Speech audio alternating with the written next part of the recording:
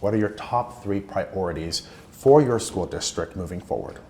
This school year, we are on the move to make sure that we build out our partnerships, we build out our communication, and we have trust built out in our school district.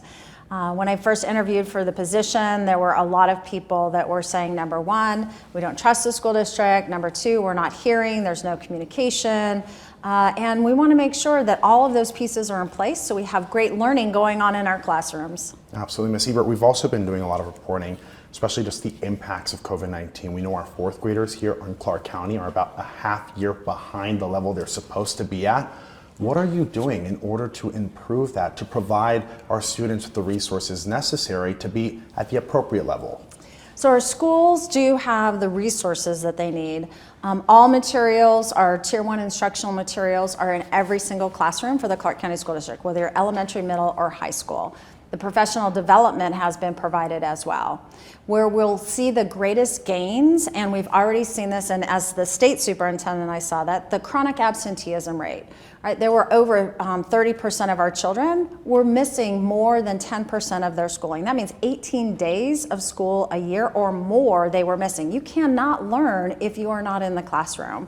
So bringing back, making sure that we have student voice and understanding why they're not coming back to the classroom every single day. Every single day, if you're not there, you lose 7-8 hours worth of learning that helps you grow and move forward. And so the why behind learning, how important it is that every day matters, getting to school, we'll also see this year we are absolutely going to surpass our pre-pandemic proficiency rates, where our students are achieving. We're going to see great gains. The team is ready. We had a kickoff earlier this week. Our teachers are ready, and I believe our students, our family are ready as well. Incredible, Ms. Ebert. We have some victories, right? We have one of the lowest vacancies when it comes to our educators in the school district in decades. Yes. And now the big question is, what are we doing to retain those educators, to retain those teachers, and want to bring in more people to come here to Clark County? Of course, we're trying to make sure that those salaries are where they're supposed to be.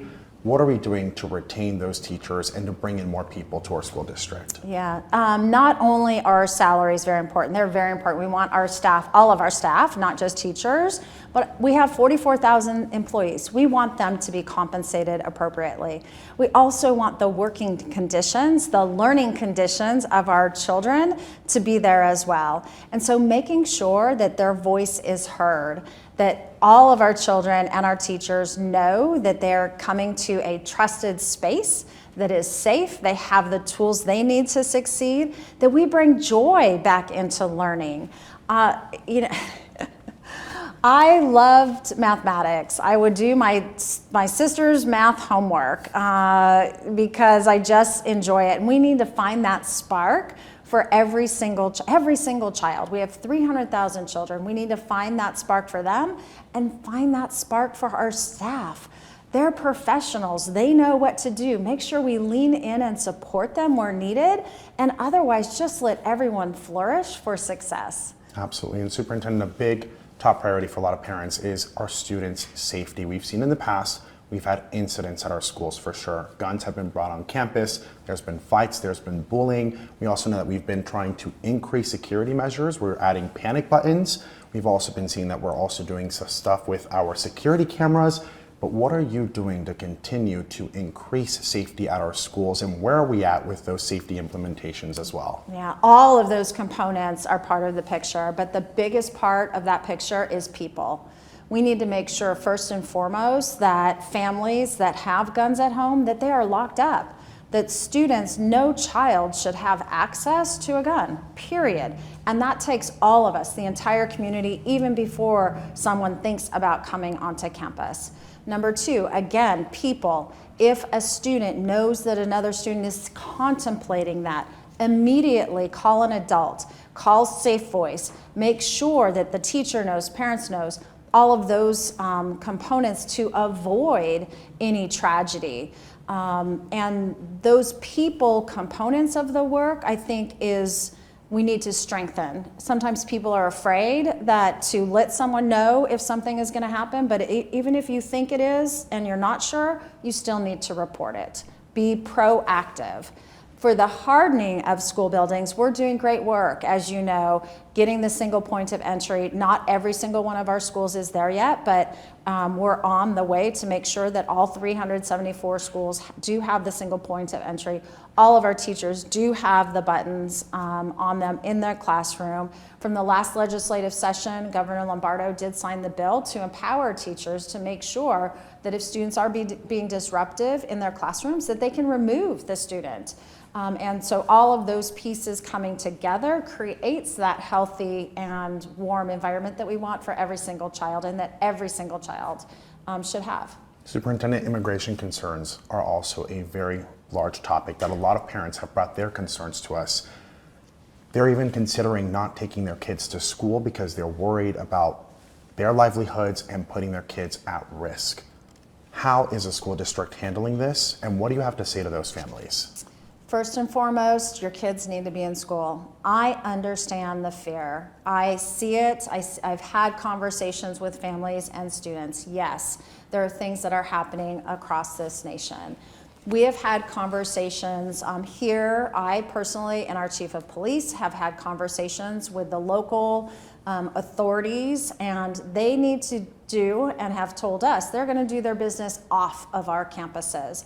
They don't need to have whatever work they need to do. It does not need to happen in a pre-K-12 setting. And so those are the assurances that we have been provided. That doesn't again, I know there is fear, but their child, every single child, needs to be in our classrooms learning. They need to be with their friends every single day. That will help, and they need to have a comfort that their teacher cares about them, that they have friends, their principal cares about them, that the Clark County School District is a warm and welcoming place. Superintendent, there's been a lot of concerns too about the finances and how they're being handled within the school district as well. Of course, you've had multiple conversations when it comes to who is in charge of the finances as well with the school district. What do you have to say to those parents as well who are saying, hey, where is our money going and how is it being handled at the school district? Yes, I have, before taking this job, was concerned just as a regular parent as well, but as the state superintendent. So we put the compliance monitor in place. The compliance monitor will be doing their report out this next board meeting on August 14th. So make sure that they want to tune into that. Also, to open book. All of our expenditures, what we use every single dollar, is made available already on the web. What people have to remember is that we are one of the lowest funding education systems in the nation. So when we are saying we need additional funds, it's because we're not even at the national average. The national average is over $15,000 per child. We're at $9,800. That's more than $4,000 per child. And when you do that times 300,000 children, right, it scales really quickly. We have the Commission on School Funding as well. We have audits all of the time, whether they're state audits, internal audits, federal audits, and those audits have not shown a misuse of funds. Excellent. And last question for you as well, Superintendent.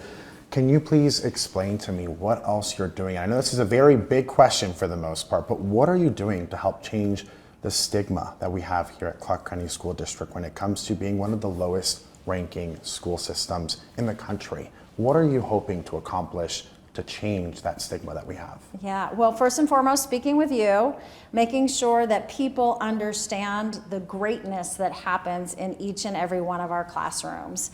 Student voice is a mission that we're all on with the Nevada Portrait of a Learner, making sure that our students have voice, choice. We do have open enrollment within the Clark County School District, so if parents feel more comfortable at one school than another, I want the Clark County School District to be the destination district. It is their first choice in education.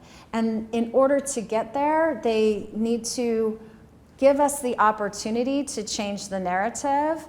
Go to your neighborhood school, find out who your principal is, who the teachers are, have conversation. We're going to be building out our strategic plan this fall.